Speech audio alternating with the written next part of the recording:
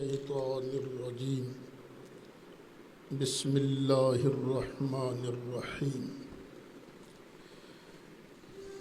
وَإِذْ فَرَقْنَا بِكُمُ الْبَحْرَ فَأَنْجَيْنَاكُمْ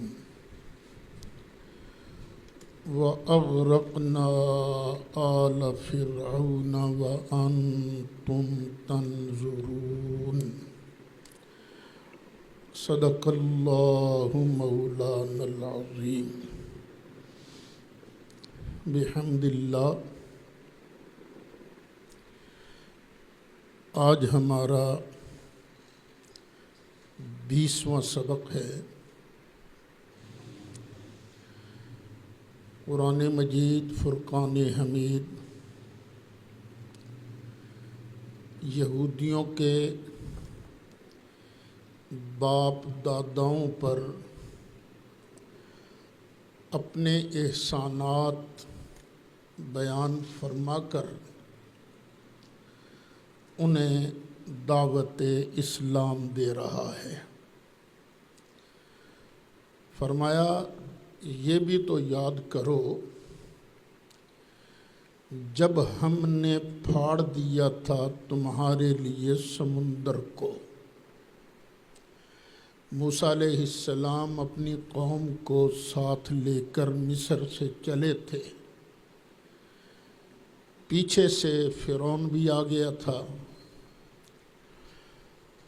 تو آگے سمندر، پیچھے فرعون کا لشکر۔ تو اللہ تعالیٰ نے حکم دیا پیارے موسیٰ سمندر پر اپنا عصا مارو۔ جب عصا مارا تو سمندر پھٹ گیا اور اس میں 12 رستے بن گئے۔ 12 قبیلے تھے موسیٰ علیہ السلام کی قوم کے، بنی اسرائیل کے۔ تو ہر قبیلے نے اپنا اپنا روڈ پکڑا اور سمندر کو پار کر لیا۔ اور جب ہم نے پھاڑا تمہارے لیے سمندر کو، فَأَنْجَيْنَاكُمْ، پھر نجات بخشی ہم نے تم کو۔ پیچھے فرعون کا لشکر بھی انہی رستوں پر چڑھ دوڑا تھا۔ جب عین سمندر کے درمیان میں فرعون اور اس کا لشکر پہنچے، وَأَغْرَقْنَا آلَ فِرْعَوْنَ، اور ہم نے غرق کر دیا تھا فرعون کی آل کو۔ تو یہاں بھی آل سے مراد کون ہیں؟ اس کی پارٹی، اس کی فوج، اس کے سپاہی۔ وَأَنْتُمْ تَنْظُرُونَ، اور تم سب اس وقت خود اپنی آنکھوں سے ان کو ڈوبتے ہوئے دیکھ رہے تھے۔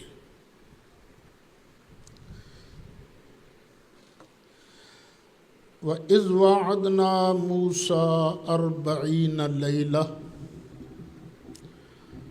ثُمَّ اتَّخَذْتُمُ الْعِجْلَ مِن بَعْدِهِ وَأَنْتُمْ ظَالِمُونَ۔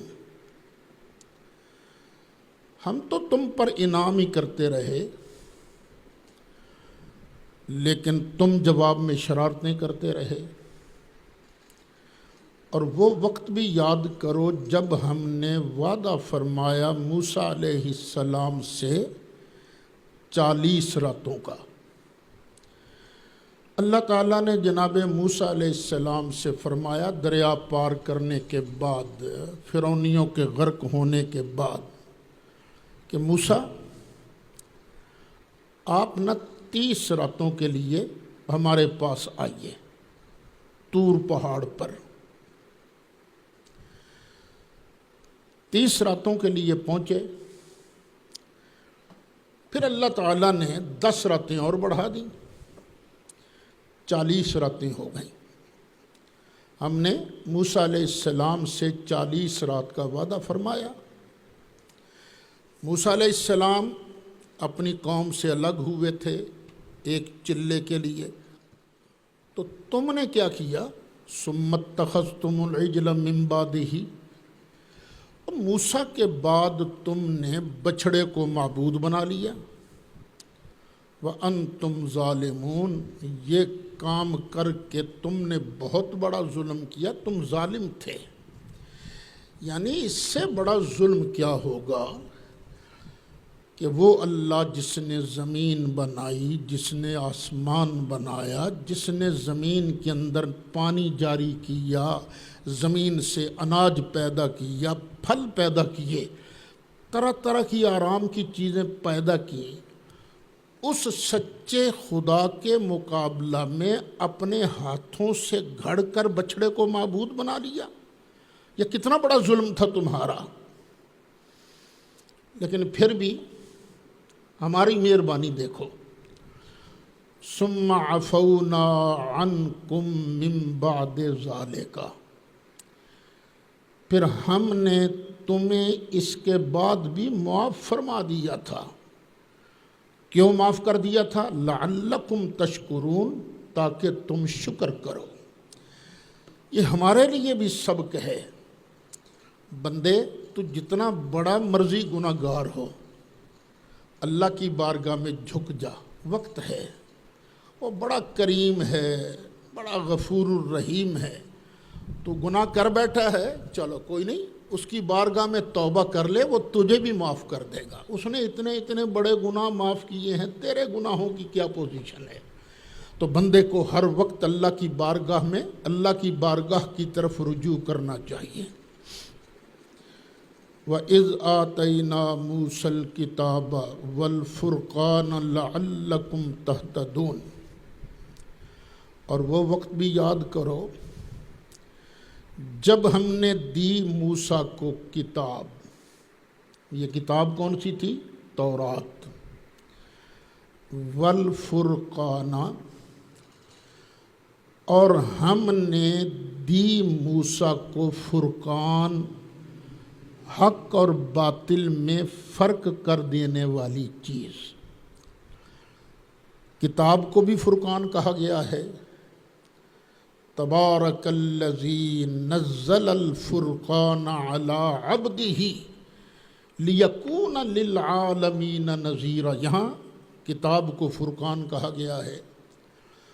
تو اگر یہاں سے مراد کتاب ہو تو وہ تفسیری مانی جائے گی۔ فرقان سے مراد وہ معجزات بھی ہیں جو اللہ نے حق اور باطل میں تمیز کے لیے جناب موسیٰ کو عطا فرمائے تھے۔ ان کی تفصیل آگے آئے گی، کون کون سے معجزات اللہ نے جناب موسیٰ علیہ السلام کو دیے تھے۔ لعلکم تہتدون، یہ کتاب اور فرقان ہم نے جناب موسیٰ کو دیے کیوں تھے؟ تاکہ تم کتاب پر عمل کر کے فرقان دیکھ کر تم ہدایت پا جاؤ۔ وَإِذْ قَالَ مُوسَىٰ لِقَوْمِهِ، اور یاد کرو جب کہا جناب موسیٰ نے اپنی قوم سے، یا قوم انکم ظلمتم انفسکم، اے میری قوم بے شک تم نے ظلم کیا ہے اپنی جانوں پر۔ کس طرح ظلم کیا ہے؟ باتخاذکم العجل، بچھڑے کو بنانے کی وجہ سے۔ بچھڑے کو کیا بنایا؟ معبود۔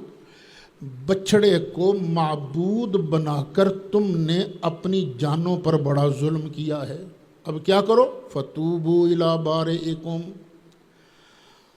تو اب طریقہ ایک ہی ہے کہ اپنے پروردگار کی طرف تم رجوع کرو۔ معافی کی کیا صورت ہے؟ فَاقْتُلُوا أَنفُسَكُمْ، تو اپنوں کو قتل کر ڈالو، قتل کر ڈالو اپنوں کو۔ جن لوگوں نے بچھڑے کی پوجا کی تھی وہ قتل کے لیے پیش ہو جائیں، اور جنہوں نے پوجا نہیں کی تھی وہ ان کو قتل کریں۔ مفسرین نے اور بھی کچھ لکھا ہے، ذالکم خیر لکم عند بارئکم، یہی بات تمہارے لیے بہتر ہے تمہارے پروردگار کے نزدیک۔ تم اپنے آپ کو قتل کے لیے پیش کر دو تو اللہ کو یہ بات بڑی پسند ہے۔ فتاب علیکم، پھر اللہ نے تمہاری توبہ کو قبول فرما لیا۔ انہ هو التواب الرحیم، بے شک وہ توبہ قبول فرمانے والا، رحم فرمانے والا ہے۔ یہودیوں کی شرارتیں اسی پر بس نہیں تھیں، ایک شرارت اور کی انہوں نے۔ وَإِذْ قُلْتُمْ يَا مُوسَىٰ لَن نُّؤْمِنَ لَكَ حَتَّىٰ نَرَى اللَّهَ جَهْرَةً، موسیٰ علیہ السلام فرماتے تھے اللہ نے مجھے یہ کہا ہے، اللہ نے مجھے یہ کہا ہے، تو کہتے تھے نہیں، اور جب تم نے کہا اے موسیٰ ہم ہرگز تیری بات کا اعتبار نہیں کریں گے کہ اللہ نے تجھ سے یہ کہا ہے، حتیٰ نَرَى اللَّهَ جَهْرَةً، یہاں تک کہ ہم اعلانیہ سامنے خدا کو نہ دیکھ لیں۔ جب تک ہم اللہ کو دیکھ نہ لیں، اللہ ہمیں خود نہ کہے، ہم نہیں مانیں گے۔ فَأَخَذَتْكُمُ الصَّاعِقَةُ، بس ادھر تم نے یہ جرت کی تو پھر بجلی کی کڑک آئی، بجلی کی کڑک چمکی، اتنی آواز میں دہشت تھی کہ تم سب مر گئے۔ وَأَنْتُمْ تَنْظُرُونَ، اور تم دیکھ رہے تھے، پہلے ایک مرا، پھر دوسرا، پھر تیسرا، پھر چوتھا، باقی کے دیکھ رہے تھے نا، وہ مر رہا ہے کڑک کی وجہ سے، دہشت کی وجہ سے۔ اس لیے اللہ فرما رہا ہے فَأَخَذَتْكُمُ الصَّاعِقَةُ وَأَنْتُمْ تَنْظُرُونَ، تم دیکھ رہے تھے کہ بجلی نے کڑک ماری اور تم مر گئے تھے۔ جناب موسیٰ علیہ السلام نے جب دیکھا کہ یہ مر گئے ہیں تو اللہ کی بارگاہ میں فریاد کی، رب العالمین تیری مہربانی زندہ کر دے، اگر یہ میرے ساتھ واپس نہ گئے تو باقی کی قوم شور مچائے گی کہ پتہ نہیں موسیٰ نے کس طرح ان کو مار دیا ہے، تو مہربانی کر دے۔ ثم بعثناکم من بعد موتکم، پھر ہم نے تمہیں اٹھایا، تمہیں زندہ کیا، من بعد موتکم، تمہارے مرنے کے بعد، لعلکم تشکرون، تاکہ تم شکر ادا کرو۔ یہاں سے پتہ چلا کہ یہ کہنا بالکل غلط ہے جو بندہ ایک بار مر جائے دوبارہ پھر زندہ نہیں ہو سکتا، نہیں، میرے اللہ کے پاس بڑی پاوریں ہیں، دیکھو یہ مرنے کے بعد دوبارہ زندہ ہوئے ہیں کہ نہیں ہوئے، وہ آگے بھی آئے گا، پیچھے پہلے بھی بتایا تھا عبادت کے معنی کے بیان کے اندر کہ وہ گائے کا ٹکڑا جب مقتول کے جسم کے ساتھ مارا گیا تو وہ دوبارہ زندہ ہوا تھا کہ نہیں ہوا تھا۔ تو اللہ تعالیٰ جس کو چاہے مرنے کے بعد دوبارہ بھی زندہ فرما سکتا ہے۔ اب ایک میدان میں تھے جسے کہتے ہیں میدان تیہ، چلتے تھے، ان کی بدعمالیوں کی وجہ سے نا اللہ نے ان کو قید کر دیا۔ اب قید خانے جو ہمارے بنتے ہیں، جیلیں، ان کی دیواریں ہوتی ہیں، کوئی دیوار کراس کر کے باہر نہیں جا سکتا، لیکن اللہ نے قید کرنا تھا تو اللہ کو کسی بلڈنگ کی ضرورت تھوڑی تھی، اللہ تو جو چاہے سو کرے۔ هو علی ما یشاء قدیر، ایک بہت بڑا صحرا تھا، تو اس صحرا کے اندر وہ صبح کو چلتے، سفر کر کر کے شام کو دیکھتے تو پھر وہیں کے وہیں 40 سال کا عرصہ اس طرح گزرا۔ تو وہاں دھوپ کی وجہ سے پریشان، کھانا کہاں سے کھائیں، پانی کہاں سے پئیں، تو اللہ نے وہاں پر ان کا انتظام کیا وَظَلَّلْنَا عَلَيْكُمُ الْغَمَامَ، اور ہم نے تم پر بادل کا سایہ کر دیا۔ یہ تمبو نہیں لگتے سائبان، تو بادل کو بطور سائبان اللہ نے کھڑا کر دیا تاکہ ان تک دھوپ کی تمازت نہ پہنچے۔ وَأَنزَلْنَا عَلَيْكُمُ الْمَنَّ وَالسَّلْوَىٰ، کھانے پینے کی ضرورت بھی تھی۔ یہاں تو لوگوں کو محنت کرنی پڑتی ہے دنیا کے اندر، کسی کو دکان پر جانا پڑتا ہے، کسی کو ہل لے کر چلانے پڑتے ہیں، کوئی جوتے گانٹتا ہے، محنت کرنی پڑتی ہے نا۔ تو اللہ کریم نے یہ رات کو سوئے نا، تو جو شبنم گیری، شبنم، اوس، تریل، وہ بڑی میٹھی چیز تھی، اس کا نام رکھا من، احسان۔ اللہ نے بغیر محنت کے دے دیا نا، بڑی میٹھی چیز تھی، سبحان اللہ۔ لیکن جب دھوپ زیادہ ہوتی وہ پگھل جاتی، تو وہ سنبھال کے رکھ لیتے۔ اور وسلوا، اور بٹیرے جیسے جانور جو ہیں غول کے غول آ جاتے ان کے خیموں کے پاس، اور یہ پکڑ کے ان کو ذبح کر کے کھا لیتے تھے۔ اللہ تعالیٰ نے، اللہ فرماتا ہے ہم نے تم پر من بھی اتارا، سلوا بھی اتارا۔ کلو من طیبات ما رزقناکم، ہم نے کہا کھاؤ پاکیزہ چیزیں جو ہم نے تمہیں کھانے کو دی ہیں، یہ کھاؤ۔ یہ من بھی پاک ہے، سلوا بھی پاک ہے، کھاؤ۔ لیکن انہوں نے کرنا کیا شروع کیا؟ فطرتاً انسان لالچی ہے نا، انہوں نے سٹاک کرنا شروع کر دیا، انہوں جمع کرو پھر اوکھے ویلے کام آئے گا۔ اللہ تو دے رہا تھا روز ہی، لیکن وہ جہاں سٹاک کرتے بدبو آنی شروع ہو جاتی، خراب ہو جاتا وہ مال۔ اللہ فرماتا ہے وما ظلمونا، انہوں نے ہمارا تو کچھ نہیں بگاڑا، ہم پر تو کوئی ظلم نہیں کیا، ہمارا کیا بگاڑ سکتے ہیں؟ وَلَٰكِن كَانُوا أَنفُسَهُمْ يَظْلِمُونَ، انہوں نے خود اپنے آپ کا بیڑا غرق کیا ہے، اپنے آپ پر انہوں نے ظلم کیا ہے۔ 40 سال تک وہاں رہے،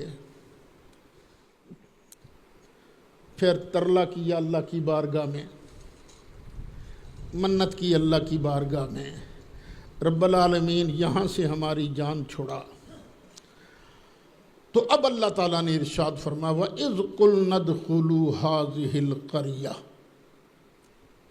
اور یاد کرو جب ہم نے فرمایا تھا اس بستی میں داخل ہو جاؤ۔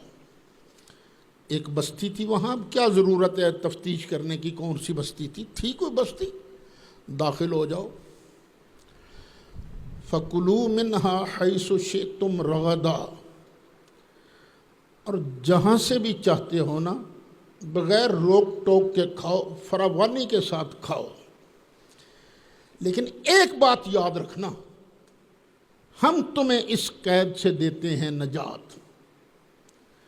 اب تم نے اس شہر کے دروازے سے داخل ہونا ہے نا تو سجدہ کرتے ہوئے جانا ہے۔ وَادْخُلُوا الْبَابَ سُجَّدًا، دروازے سے داخل ہونا ہے سجدہ کرتے ہوئے۔ بعض نے ترجمہ کیا ہے جھکتے ہوئے، یعنی اکڑ کے نہیں جانا، سجدہ کرتے ہوئے جانا ہے۔ وَقُولُوا، اور زبان سے ایک بات بھی کہنی ہے، حِطَّةٌ، حِطَّةٌ، حِطَّةٌ خبر ہے، اس کا مبتدا محذوف ہے۔ مَسْأَلَتُنَا حِطَّةٌ، ہماری درخواست معافی کی ہے، یا اللہ ہمیں معاف کر دے۔ زبان سے کہتے جانا ہے معاف کر دے۔ شہر کے دروازے میں سے داخل ہونا ہے، یوں اکڑ کے نہیں بلکہ سجدہ جھک کے داخل ہونا ہے۔ پتہ چلا کچھ شہر ایسے ہوتے ہیں، کچھ دروازے ایسے ہوتے ہیں جہاں بندہ ادب سے جھک کر داخل ہو جائے تو اللہ تعالیٰ اس کے گناہ معاف فرما دیتا ہے۔ یہ نہیں کہنا چاہیے کہ اللہ نے ایسا دروازہ بنایا کوئی نہیں، ہیں دروازے ایسے۔ وَادْخُلُوا الْبَابَ سُجَّدًا، داخل ہو جاؤ اس دروازے میں سے سجدہ کرتے ہوئے۔ وَقُولُوا حِطَّةٌ، اور زبان سے کہو یا اللہ ہمارے گناہ معاف کر دے۔ جب تم اس دروازے سے عاجزی سے داخل ہوگے، زبان سے معافی مانگو گے، نغفر لکم خطایاکم، ہم تمہاری ساری غلطیاں معاف کر دیں گے، اور بہشتی بنا دیں گے تمہیں۔ وسنزید المحسنین، اور جس کے دل میں خلوص زیادہ ہوگا نا اسے ہم اور بھی عطا فرمائیں گے۔ محسنین کو، احسان کرنے والوں کو ہم زیادہ عطا کریں گے۔ اچھا، یہ جو احسان کی دولت ہے یہ بہت بڑی دولت ہے، ہر کسی کو نہیں ملتی۔ یہ جبریل علیہ السلام ایک مرتبہ نبی کریم علیہ السلام کی بارگاہ میں حاضر ہوئے تھے اور آن کے انہوں نے چند سوالات کیے تھے۔ ان میں ایک سوال یہ تھا، مل احسان یا رسول اللہ، اے اللہ کے پیارے رسول علیہ السلام، یہ احسان کیا چیز ہے؟ تو نبی کریم علیہ السلام نے فرمایا تھا، ان تعبد اللہ کأنک تراہ، اللہ کی عبادت اس طرح کر گویا کہ تو اللہ کو دیکھ رہا ہے۔ اے محبوب سامنے ہو، اور محبوب بھی ایسا جس کو مصطفیٰ کی نگاہ کے علاوہ کسی نے دیکھا ہی نہیں ہے۔ اور محبوب سامنے ہو تو پھر توجہ کسی اور طرف ہوتی ہے، محبوب بھی ایسا شان والا۔ اور پھر وَإِن لَّمْ تَكُن تَرَاهُ، اگر تیرے اندر یہ پسلی نہیں کہ تیرے اندر اتنی پاور ہو تو تصور کر سکے کہ میں اللہ کو دیکھ رہا ہوں، فَإِنَّهُ يَرَاكَ، پھر کم از کم اتنا تو سوچ کہ تیرا اللہ تجھے دیکھ رہا ہے۔ یہ ہے احسان کا مرتبہ۔ جب تک بندے کے ذہن میں رہے گا کہ میرا اللہ مجھے دیکھ رہا ہے، اس کے دل کے اندر خشوع کی کیفیت پیدا ہوتی رہے گی۔ لیکن وہ بھی بڑے فراڈیے تھے۔ فَبَدَّلَ الَّذِينَ ظَلَمُوا قَوْلًا غَيْرَ الَّذِي قِيلَ لَهُمْ، ان سے کیا کہا گیا تھا، کیا کہنا تم نے، حِتَّةٌ مَسَلَتُنَا حِتَّةٌ، یا اللہ معاف کر دے۔ لیکن اس کے علاوہ انہوں نے اور بات کہنا شروع کر دی۔ اللہ نے کہا تھا کہو حِتَّةٌ، انہوں نے کہنا شروع کیا، حِنْتَةٌ۔ ایک تو گزرے بھی اکڑ کے، یہ چوتڑوں کے بال نہ ہیں گھسڑ کے اکڑ کے، اور کہہ رہے تھے حِنْتَةٌ، کڑک دے یا اللہ، حِنْتَةٌ فی شعیرۃ، جو کے اندر کڑک ہے، مذاق کر رہے تھے، یعنی اتنے خبیث فطرت لوگ تھے وہ۔ تو بدل ڈالا ظالموں نے بات کو، جو ان سے کہی گئی تھی نا، اس کے علاوہ کسی اور بات سے۔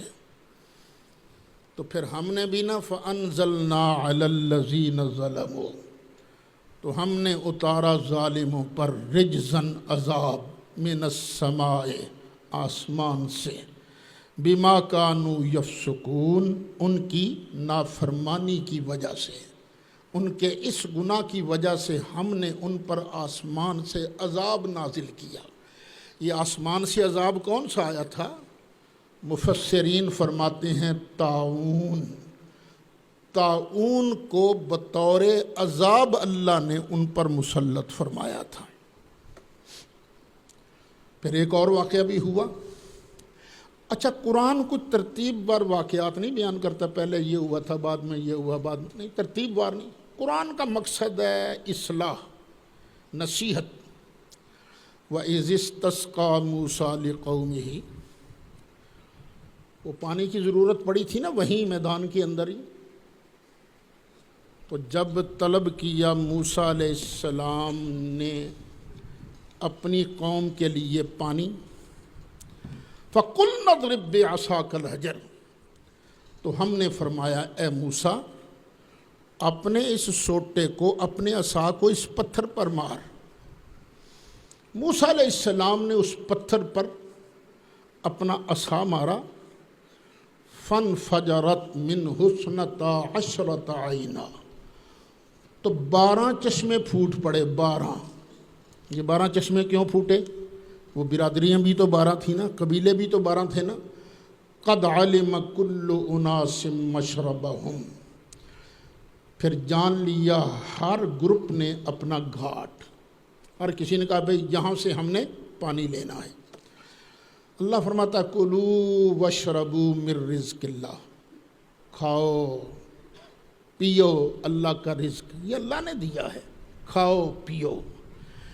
یہ بات یاد رکھنا، بات ایک کڑوی لگا ہوں کرنے، رزق کون دیتا ہے؟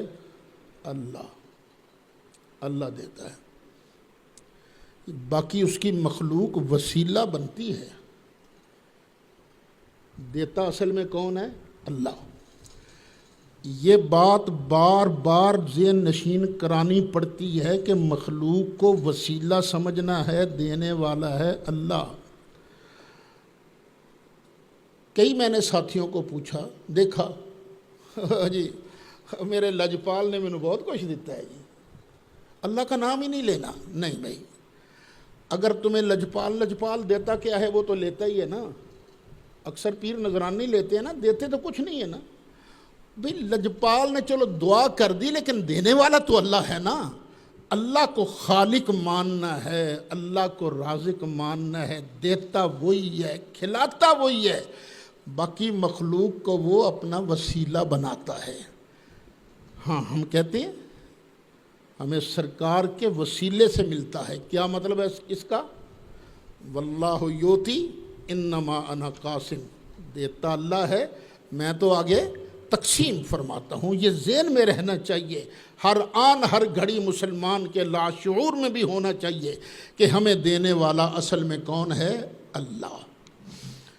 کلوا واشربوا من رزق اللہ، اللہ کے رزق سے کھاؤ بھی پیو بھی۔ ولا تعثوا فی الارض مفسدین، اور نہ پھرو زمین میں فسادی بن کر، زمین میں فساد مت مچاؤ۔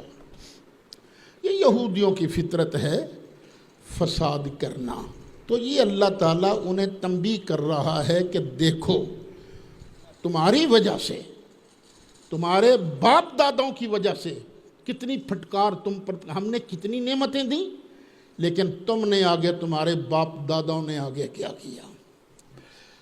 جناب موسیٰ علیہ السلام نے پتھر پر مارا سوٹا، تو پتھر سے کتنے چشمے پھوٹے؟ 12۔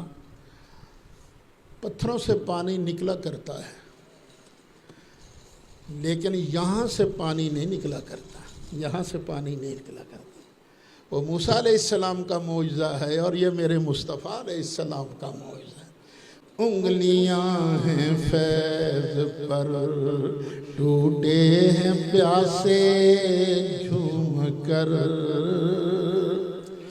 انگلیاں ہیں فیض پر ٹوٹے ہیں پیاسے جھوم کر، ندیاں پنجاب رحمت کی ہیں جاری، واہ واہ۔ اچھا، اب ان کو روز ملتا تھا من بھی، سلوہ بھی، پینے کے لیے بڑا شاندار پانی۔ وَإِذْ قُلْتُمْ يَا مُوسَىٰ، اور یاد کرو جب تم نے کہا تھا اے موسیٰ، لَن نَّصْبِرَ عَلَىٰ طَعَامٍ وَاحِدٍ، روز اکو طرح دی روٹی سانوں نہیں وارا کھاندی، روز ہی ککڑ، روز ہی بٹیرے، صبح بٹیرے، رات بٹیرے، نہیں، ہم تو اور چیزیں کھانا چاہتے ہیں، ہم ہرگز نہیں صبر کریں گے ایک ہی کھانے پر۔ فَادْعُ لَنَا، تو دعا فرمائیے ہمارے لیے، ربک، اپنے رب سے، اپنے رب سے دعا کیجئے، یخرج لنا، کہ نکالے ہمارے لیے، مما تنبت الارض، زمین جو کچھ اگاتی ہے نا اس میں سے نا ہمارے لیے بھی نکالے۔ کیا نکالے؟ من بقلہا، کوئی سبزی، ساگ سبزی، وقصائہا، اور ککڑی، اے کھیرے، تراں، وفومہا، کو کنک شنک گندم، وعدسہا، مسر شسر مسور، وبصلہا، تے وصل، ہمارے ہیں نا کئی علاقوں میں پیاز کو کیا کہتے ہیں؟ وصل، اور عربی میں کیا کہتے ہیں؟ بصل، تو شاید وہ اسی سے لفظ نکلا وصل۔ یا اللہ سانوں نہ کوئی سبزی، کوئی ککڑی، کوئی کنک، کوئی مسر، کوئی پیاز، یہ ہمیں ملے۔ قَالَ تَسْتَبْدِلُونَ الَّذِي هُوَ أَدْنَىٰ بِالَّذِي هُوَ خَيْرٌ، فرمایا تم اعلیٰ چیز کے بدلے ادنا چیز لینا چاہتے ہو؟ کوئی پاگل ہی ہوگا نا جو سودا کرے گا، اعلیٰ دیوے اور ادنا لیوے۔ اچھا اگر یہی بات ہے تو اہبطوا مصر، چلو شہر میں اترو، چلو شہر میں چلے جاؤ، فَإِنَّ لَكُمْ مَا سَأَلْتُمْ، یہ جو تم نے مانگا ہے نا، بے شک تمہارے لیے وہ ہے جو تم نے مانگا ہے۔ وَبَاءُوا بِغَضَبٍ مِّنَ اللَّهِ، لیکن اس طرح کی حرکتیں کر کے وہ اللہ کا غضب لے کر لوٹے، اللہ کو ناراض کر کے لوٹے۔ ذَلِكَ بِأَنَّهُمْ كَانُوا يَكْفُرُونَ بِآيَاتِ اللَّهِ، یہ اللہ ان پر ناراض کیوں ہوا؟ اس لیے کہ وہ اللہ کی آیتوں کا انکار کرتے تھے۔ وَيَقْتُلُونَ النَّبِيِّينَ بِغَيْرِ الْحَقِّ، اور یہ خبیث نبیوں کو قتل کر دیتے تھے ناحق، کوئی جرم نہیں ہوتا تھا نبیوں کا، نبیوں کو قتل کر دیتے تھے۔ ذَلِكَ بِمَا عَصَوْا وَكَانُوا يَعْتَدُونَ، یہ بدلہ تھا ان کی نافرمانیوں کا اور حد سے بڑھ جانے کا، حد سے بڑھ جانے کا۔ اب یہ اللہ تعالیٰ ان کی خباثتیں، ان کی شرارتیں بھی بیان کر رہا ہے، پھر بھی ان پر اپنی نوازشات کا ذکر بھی کر رہا ہے۔ اب دھیان سے میری بات کو سننا جو میں لگا ہوں کرنے۔ یہاں ایک سوال پیدا ہو سکتا تھا کہ ان یہودیوں میں کچھ نیک لوگ بھی تو ہوں گے نا، جو اپنی کتاب پر عمل کرتے ہوں گے، تو کیا وہ بھی اللہ کا غضب لے کر لوٹے؟ کیا ان سے بھی اللہ ناراض ہوا؟ تو اب اللہ نے ارشاد فرمایا، یہ بات میری ذہن میں رکھ کر آگے ترجمہ سننا ہے۔ ان الذین آمنوا، جو لوگ پکے ایمان لائے تھے نا اس وقت، والذین ہادوا، اور جو اس وقت سچے یہودی تھے وہ بھی، والنصارى، اور جو اس وقت سچے عیسائی تھے، والصابئین، اور جو اس وقت صابی تھے۔ صابی یہ بھی ایک فرقہ تھا جو اللہ کو مانتا تھا، بعد میں ان کے عقائد میں گڑبڑ ہو گئی، پھر وہ ستارہ پرست بھی بن گئے، آتش پرست بھی بن گئے۔ اور سنو، بے شک وہ لوگ جو ایمان لائے تھے نا، اور جو اس وقت سچے یہودی تھے، جو سچے عیسائی تھے، اور جو اس وقت سچے تھے نا وہ اپنے مذہب پر، من آمن باللہ، جو بھی ان میں اللہ پر ایمان لایا، والیوم الآخر، اور قیامت کے دن پر ایمان لایا، وعمل صالحا، اور اچھے کام کیے، فلہم اجرہم عند ربہم، تو ان کا اجر ان کے رب کے پاس ہے، ولا خوف علیہم ولا ہم یحزنون، نہ ان پر خوف ہے نہ ان پر کوئی غم ہوگا۔ اچھا، اس بات کو ذہن میں رکھ لیں، جس طرح میں نے بیان کیا تو سوال ہی کوئی نہیں پیدا ہوتا، وگرنہ لوگ سوال کرتے ہیں۔ مجھے یاد ہے میں چھوٹا سا تھا، بس میں سفر کر رہا تھا، بھکی سے منڈی بہاؤالدین کی طرف جا رہا تھا میں۔ وہ سیٹ تھی 3 آدمیوں والی جس پر میں بیٹھا تھا، اور میرے ساتھ میں درمیان میں تھا۔ وہ کھڑکی والی سائڈ پر ایک آدمی بیٹھا تھا، اس نے گپیں شروع کر دیں۔ وہ کہنے لگا، مولوی میرے کسے گل دا جواب ہی نہیں دے سکتے، نبی پر ایمان لانا ضروری کوئی نہیں ہے۔ اس نے یہی آیت پڑھی، ایماندار ہو، یہودی ہو، عیسائی ہو، صابی ہو، بس اللہ کو مانے اور قیامت کے دن کو مانے، بس اچھے کام کرے، جنت میں چلا جائے گا۔ رسول اللہ کو ماننا کہاں ضروری ہوا؟ بس اللہ تعالیٰ نے مہربانی فرمائی، میری عمر اس وقت ہوگی، شادی نہیں ہوئی تھی ابھی میری، 18 سال کی عمر میں میری شادی ہو، 15 سال کا ہوں گا، 16 سال کا ہوں گا۔ میں نے کہا ذرا پھر پڑھنا اللہ نے کیا کہا ہے۔ اے جی، یہودی ہو یا عیسائی ہو، جو بھی ہو، بس اللہ کو مانے۔ میں نے کہا ٹھہر جا، اللہ کو کیا مانے؟ صرف اللہ کو ماننا ہے، جنہوں کیا مانے؟ جی اللہ کو اللہ مانے؟ میں نے کیا مانے اللہ کو؟ میں نے کہا دیکھ، اللہ کہتا ہے قل هو اللہ احد اللہ الصمد لم یلد ولم یولد ولم یکن لہ کفوا احد۔ یہ مانے کہ اللہ کا بیٹا کوئی نہیں، اور یہودیوں کا دعویٰ کیا ہے؟ وَقَالَتِ الْيَهُودُ عُزَيْرٌ ابْنُ اللَّهِ، یہودی کہتے ہیں عزیر اللہ کا بیٹا ہے۔ جب اس نے اللہ کو لم یلد مانا تو پھر اپنا عقیدہ تو چھوڑ دیا نا، پھر وہ یہودی تھوڑی رہا۔ اسی طرح عیسائی کیا کہتے ہیں؟ المسیح ابن اللہ، کہ مسیح اللہ کا بیٹا ہے۔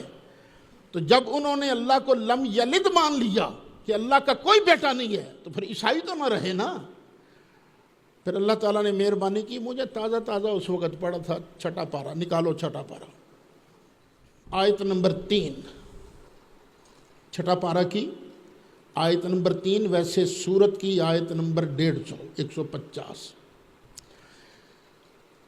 ان الذین یکفرون باللہ ورسلہ، بے شک وہ لوگ جو انکار کرتے ہیں اللہ کا اور اس کے رسولوں کا، وَيُرِيدُونَ أَن يُفَرِّقُوا بَيْنَ اللَّهِ وَرُسُلِهِ، اور چاہتے ہیں کہ جدا کر دیں اللہ اور اس کے رسولوں کے درمیان، جدائی کر دیں، رسول اللہ کو اللہ سے الگ کر دیں۔ وَيَقُولُونَ نُؤْمِنُ بِبَعْضٍ وَنَكْفُرُ بِبَعْضٍ، اور کہتے ہیں ہم بس ایک کو مانیں گے دوسروں کو نہیں مانیں گے۔ وَيُرِيدُونَ أَن يَتَّخِذُوا بَيْنَ ذَلِكَ سَبِيلًا، وہ درمیانی راستہ نکالنا چاہتے ہیں۔ اللہ فرماتا ہے أُولَئِكَ هُمُ الْكَافِرُونَ حَقًّا، یہ پکے ٹھکے کافر ہیں جو کہتے ہیں ہم اللہ کو مانیں گے رسول اللہ کو نہیں مانیں گے۔ اولئک هم الکافرون حقا واعتدنا للکافرین عذابا مہینا، اور ہم نے کافروں کے لیے ذلیل کر دینے والا عذاب تیار کر رکھا ہے۔ پروردگار یہ تو پتہ چل گیا کہ جو رسول اللہ کو نہ مانیں گے وہ تو جہنم میں جائیں گے، تو نے ذلیل کر دینے والا عذاب ان کے لیے تیار کر رکھا ہے۔ اور یا اللہ جو سب کو مانے وہ فرمایا والذین آمنوا باللہ ورسلہ، اور جن لوگوں نے اللہ کو مانا اس کے رسولوں کو مانا، ولم یفرقوا بین احد منہم، اور ایمان لانے میں کسی کے درمیان فرق نہیں کیا۔ اولئک سوف یؤتیہم اجورہم، ان کو ان قریب اللہ اجر دے گا بہت بڑا۔ وکان اللہ غفور الرحیم، اور اللہ تعالیٰ بخشنے والا مہربان ہے۔ تو بھئی قرآن کی ایک جگہ آیت آتی ہے، دوسری جگہ تفسیر آ جاتی ہے۔ اگر کسی کی ویسے تسلی نہ ہو تو یہ آیت ساتھ پڑھ دو، پتہ یہ چلا رسول اللہ کے بغیر بندے کے جنت جانے کا سوال ہی پیدا نہیں ہوتا۔ شاید میں نے آپ کو بات سنائی تھی، مجھے ایک مرتبہ انگلینڈ کے دوستوں نے بلایا رمضان شریف میں۔ وہاں میں جہاں ٹھہرا ہوا تھا، تراویح کے بعد یا ریڈیو پر درس کے بعد وہاں لوگ جمع ہو جاتے تھے، پورا مجمع بھرا رہتا تھا، کافی دیر تک رات کو ہم بیٹھے رہتے تھے۔ ایک مرتبہ نا ایک لڑکے نے سوال کیا، کہ مولوی صاحب اساں نال پڑھنے جیو بھی تے کرسچن بھی، اس آخنے جنت صرف اس جاساں، اساں کی سمجھاؤ نا کس طرح اس جاساں تے او نہ جاسن، تے قرآن نہ پڑھیا نے دلیل دیا نے جڑے ساڑی عقل چاہے۔ ہم نے ساری زندگی قرآن ہی پڑھا، حدیث ہی پڑھی، لیکن اللہ نے مہربانی کی۔ میں نے پوچھا بیٹے مجھے یہ بتاؤ کہ میں تمہاری پارلیمنٹ میں ایز اے ممبر داخل ہو سکتا ہوں؟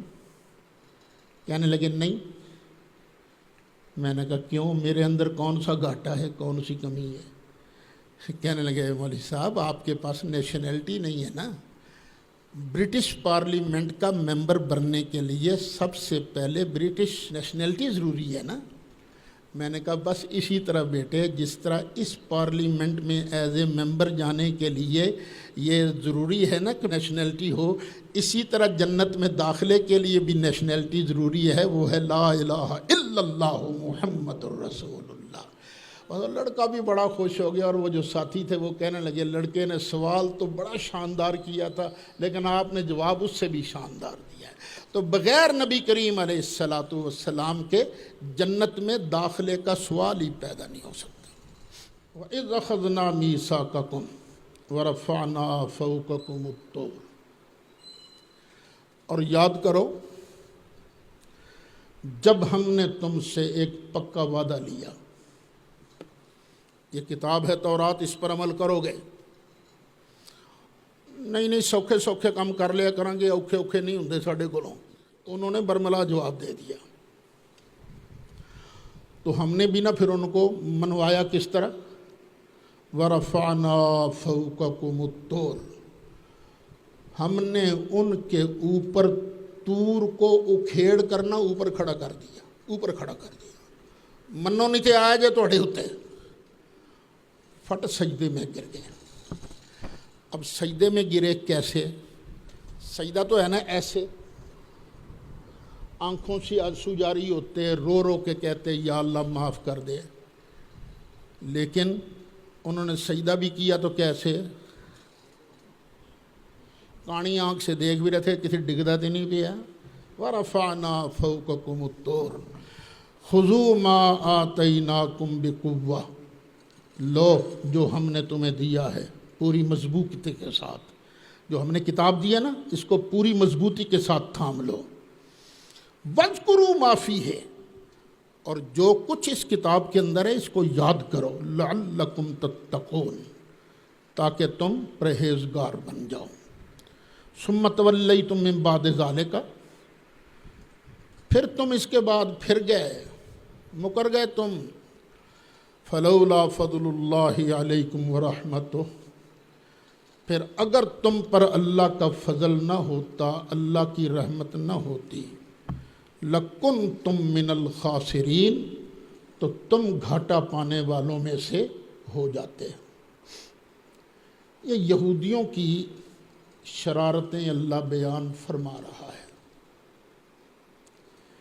ہمیں بھی سبق یہ ملا ہے کہ ہم بھی ہر آن یہودیوں سے ہوشیار رہیں، یہودیوں کی سازشوں کے آلہ کار نہ بنیں۔ یہودیوں کی سازش ہے کہ مسلمان آپس میں لڑتے رہیں، تاکہ اکٹھے ہو کر ہم سے لڑنے کی بجائے اپنی توانائیاں آپس کے اندر ہی ضائع کرتے رہیں۔ انہوں نے باقاعدہ پلان بنا کر اسلام قبول کیا تھا، یہودیوں نے، اوپر سے مسلمان اندر سے یہودی،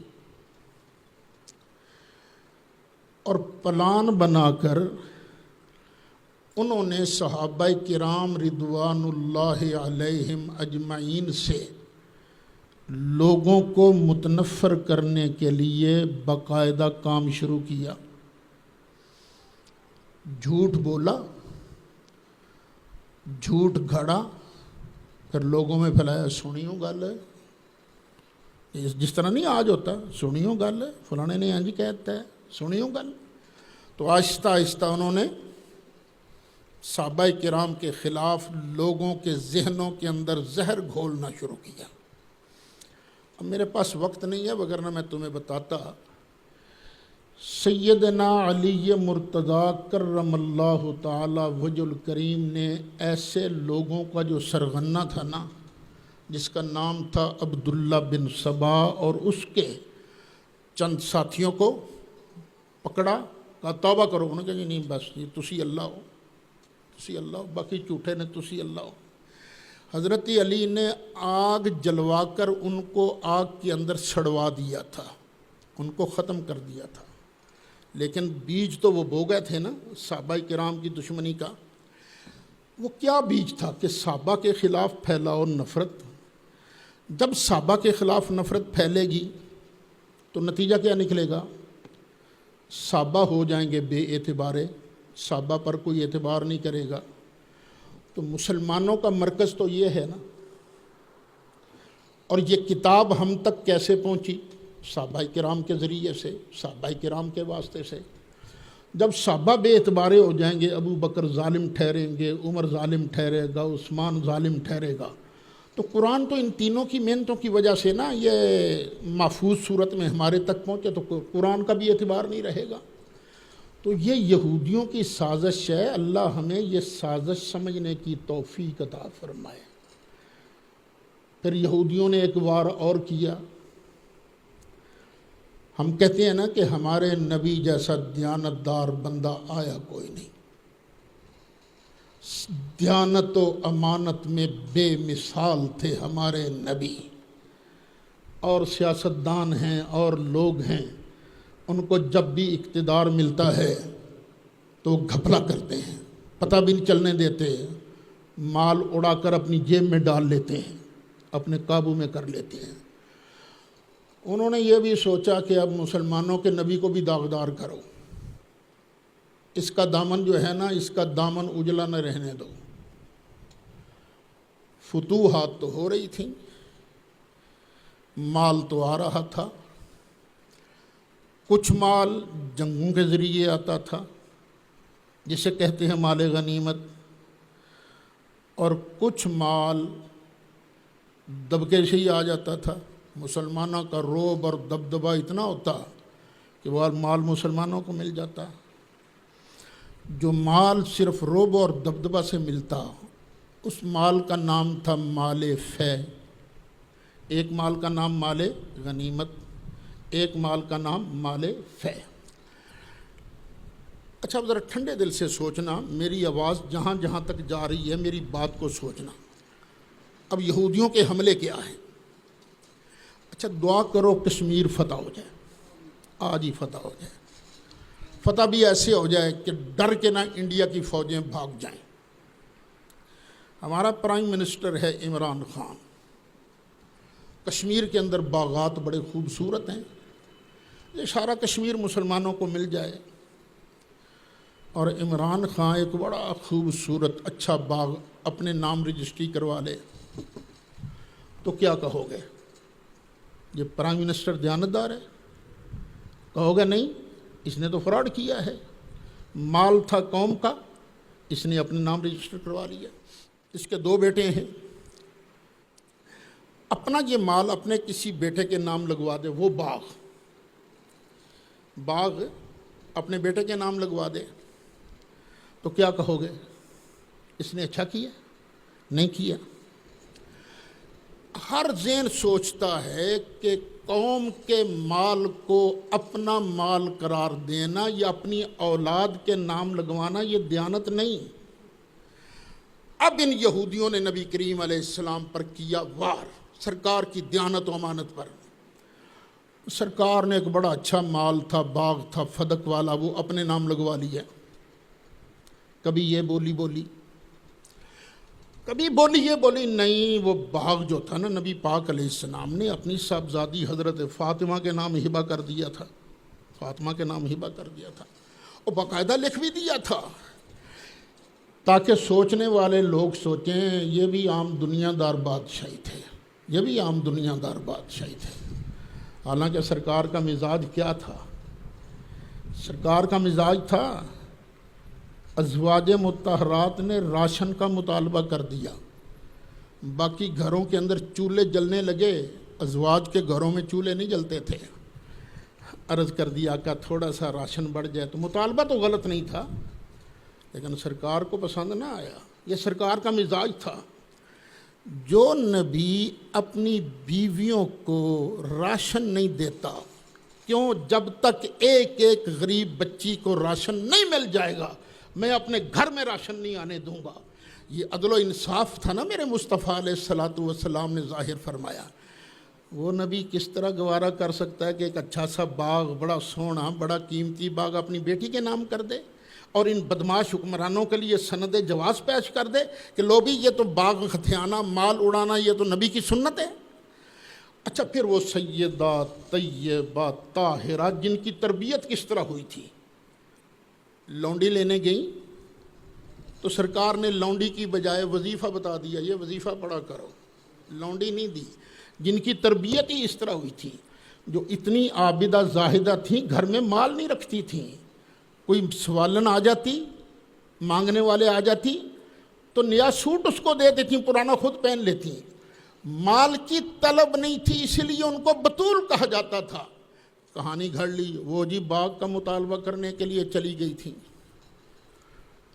اس سے کیا ثابت کرنا چاہتے ہو بھئی؟ وہ بھی دنیا کی طلب رکھتی تھیں، یہ ثابت کرنا چاہتے ہو؟ یہ دیکھیں نا، یہودیوں کے وار ہیں، اور وار جب چلا تو جب آپ کو کوئی بات کان میں بتائے گا نا تو کئی سچے بندے بھی یقین کر لیں گے، حالانکہ ان کو یقین کرنا نہیں چاہیے، کر لیں گے یقین۔ پھر کہانی آگے بنا دی، لو جی ابو بکر صدیق کے پاس باغ مانگنے چلی گئیں، ابو بکر صدیق نے آگے سے حدیث سنا دی۔ حدیث کیا سنا دی؟ کہ ہم نبیوں ہوتے ہیں نا، ہمارا مال جو ہوتا ہے نا اس کی وراثت تقسیم نہیں ہوتی۔ تو حضرت ابو بکر صدیق نے فرمایا تھا کہ بی بی اللہ کی قسم ہے، جس طرح نبی کریم علیہ السلام ان باغوں کے ساتھ سلوک کیا کرتے تھے میں بھی ویسے ہی کروں گا۔ اچھا، بات صرف اتنی سی تھی۔ حضرت سیدہ فاطمہ زہرا نے فرمایا واقعی سچ کہتے ہو، ایسے ہی کروں؟ جی بالکل میں سچ کہہ رہا ہوں، ایسے ہی کروں گا۔ فرضیت بذالک، سیدہ فاطمہ زہرا راضی ہو گئی، بات ختم ہو گئی۔ لیکن یہودیوں نے کہانی کیا گھڑی؟ فغضبت فاطمہ تو ولم تتکلم حتی ماتت، فاطمہ ناراض ہو گئیں۔ بھی کس بات پر ناراض ہو گئیں؟ کہ ابو بکر صدیق نے فرمان رسول پیش کیا تھا۔ کیا آپ کا ذہن یہ تسلیم کرتا ہے کہ میرے سامنے میرے نبی کا فرمان پیش کیا جائے اور میں ناراض ہو جاؤں؟ اور میں ناراض ہونے کو اپنے لیے خسارہ سمجھتا ہوں، تو جو جنتی عورتوں کی سردار ہے، جنت کی مالکن ہے، وہ بھلا نبی پاک کا فرمان سن کر کیسے ناراض ہو سکتی تھی؟ قرآن فرماتا ہے فَلَا وَرَبِّكَ لَا يُؤْمِنُونَ حَتَّى يُحَكِّمُوكَ فِي مَا شَجَرَ بَيْنَهُمْ ثُمَّ لَا يَجِدُوا فِي أَنفُسِهِمْ حَرَجًا مِّمَّا قَضَيْتَ وَيُسَلِّمُوا تَسْلِيمًا۔ میں نے آپ حضرات کے سامنے صحابہ کرام کی عظمتوں پر تقریباً 18 آیات بیان کی ہیں۔ قرآن کھول کھول کر صحابہ کی سچائی کو، صحابہ کے دلوں کے اندر جو ایمان نقش ہو چکا ہے اس کو میں نے 18 آیتوں میں بیان کیا ہے۔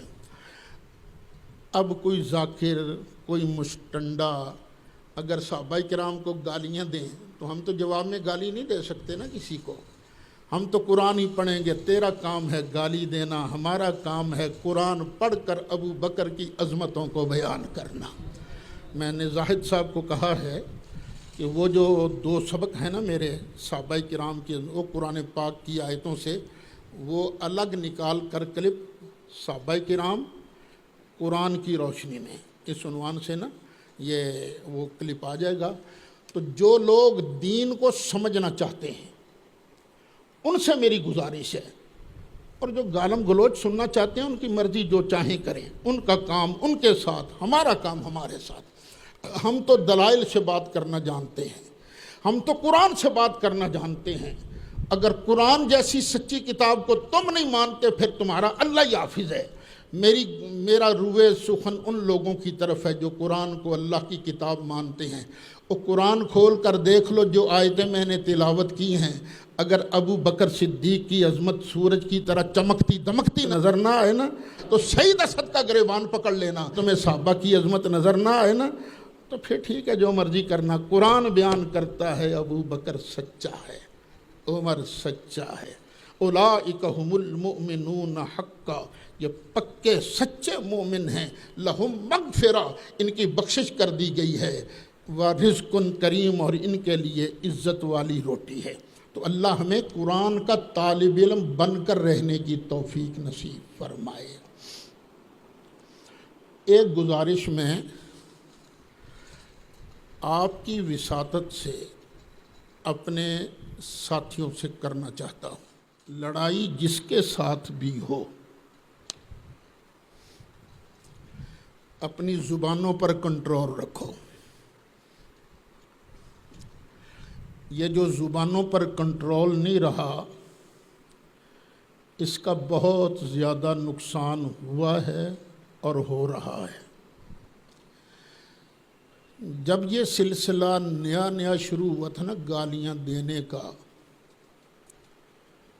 اور پھر گالیاں دینے کو قرآن اور سنت کا رستہ قرار دیا گیا تھا، تو اس وقت کتنے سال ہو گئے ہوں گے؟ 6-7 سال ہو گئے ہیں۔ تو میں نے جمعہ کے خطبہ میں کہا تھا خدا کے لیے شیر کے منہ کو خون نہ لگاؤ، نہ لگاؤ۔ یہ جو گالیاں تم دے رہے ہو نا، یہ تربیت کر رہے ہو اپنے لڑکوں کی، یہی گالیاں تمہیں خود پڑیں گی۔ تو اب بھی وقت ہے، اختلاف کرنا ہے تو شائستگی سے کرو، اختلاف کرنا ہے تو دل میں یہ نیت رکھ کے کرو کہ اگلا اللہ کرے سمجھ جائے، وہ ہدایت پا جائے۔ جس طرح نبی کریم علیہ السلام بڑی درد مندی کے ساتھ فرماتے تھے نا، میں تمہیں گودوں سے پکڑ پکڑ کر جہنم کے کناروں سے ہٹا رہا ہوں، یہ نیت رکھو۔ ذلیل کرنے کی نیت کبھی نہ رکھو کہ میں نے فلاں کو ذلیل کرنا ہے، فلاں کو ذلیل کرنا ہے، فلاں کو ذلیل کرنا ہے، کبھی یہ نیت نہ رکھو۔ جو مسئلہ ہے حق اور سچ وہ بیان کرو، لیکن دلائل کی قوت کے ساتھ، شائستہ زبان کے ساتھ۔ اب جنہوں نے جناب سیدنا ابو بکر صدیق کو گالیاں دیں، مجھے کئی لوگوں نے کہا آپ نہیں جواب دیتے اس کا۔ میں نے کہا میں نے تو قرآن پڑھ کے بڑی دیر کا جواب دے دیا ہے، پھر میں نے آپ کے سامنے قرآن پڑھا ہے، تو بھی قرآن کے ساتھ جواب دو۔ جن کا مذہبی گالیاں دینا ہے وہ گالیاں دیتے رہیں، اگر یہ لوگ باز نہ آئے جناب صدیق اکبر کو گالیاں دینے سے، تو میرے پاس شیعہ حضرات کی وہ اصل کتابیں موجود ہیں جن کتابوں میں توبہ توبہ توبہ توبہ زبان کہنے کی اجازت نہیں دیتی، میں وہ لفظ بیان نہیں کر سکتا۔ سیدہ طیبہ طاہرہ حضرت زہرا کی زبان سے مولا مرتضیٰ کو ننگی گالیاں دلوائی گئی ہیں، ان کی کتابوں میں موجود ہے کہ سیدہ طیبہ طاہرہ نے مولا مرتضیٰ کو یہ گالیاں دیں، تو کہیں مجبوراً ہمیں وہ نہ بیان کرنی پڑ جائیں۔ تمہاری کتابوں کے اندر لکھا ہے ابو بکر تو اعلیٰ تھے یار، ابو بکر تو افضل تھے۔ تمہارا کیا خیال ہے نبی پاک کو اتنی بھی سمجھ نہیں تھی؟ نبی پاک کو اتنا بھی پتہ نہیں تھا کہ میں اپنا نائب کس کو بنا کے جا رہا ہوں؟ اپنا مسلح کس کو دے کر گئے تھے نبی کریم علیہ السلام؟ ابو بکر صدیق کو۔ اور ابو بکر صدیق میں کوئی کمال تھا تو تبھی تو مسلح کا وارث بنایا نا۔ ابو بکر صدیق مسلح رسول کے وارث ہیں۔ نبی کریم علیہ السلام نے فرمایا تھا کہ ابو بکر کے ہوتے ہوئے اس مسلح پر کوئی اور کھڑا نہیں ہو سکتا ہے، نہیں ہو سکتا ہے، نہیں ہو سکتا ہے۔ پتہ ابو بکر کون ہیں؟ ایک مرتبہ جناب ابو بکر صدیق تھوڑا سا لیٹ ہو گئے۔ حضرت بلال نے حضرت عمر سے کہا میں تکبیر کہتا ہوں آپ جماعت کرا دیجئے۔ حضرت عمر نے کہا ٹھیک ہے۔ تکبیر ہوئی، حضرت عمر نے کہا اللہ اکبر، سرکار کے کانوں میں اذان آواز پڑی، کس کی؟ حضرت عمر کی، کہ جماعت کرانے کی آواز ہے۔ تو سرکار نے وہیں سے فرمایا لا لا لا نا نا نا، جب تک ابو بکر موجود ہے اس مسلح پر ابو بکر کے علاوہ کوئی نہیں کھڑا ہو سکتا۔ وہ نماز جو حضرت عمر نے پڑھائی تھی، عمر بھی معمولی بندہ نہیں ہے، وہ نماز جو حضرت عمر نے پڑھائی تھی ابو بکر صدیق سے دوبارہ پڑھوائی گئی۔ اور میرے بیٹے اور نہ اپنی قبر گندی کر، تجھے کیا پتا تیری جان کب نکل جانی ہے۔ تو روٹیاں کھا، کما روٹی، جھوٹ بولنا یا تقیہ کرنا شیعہ کا مذہب ہے، کرو، لیکن اپنی قبر تو خراب نہ کرو۔ حضرت ابو بکر صدیق کو گالیاں دے کر دنیا بھی خراب ہوگی، آخرت بھی خراب ہوگی۔ مولا صلی وسلم دائماً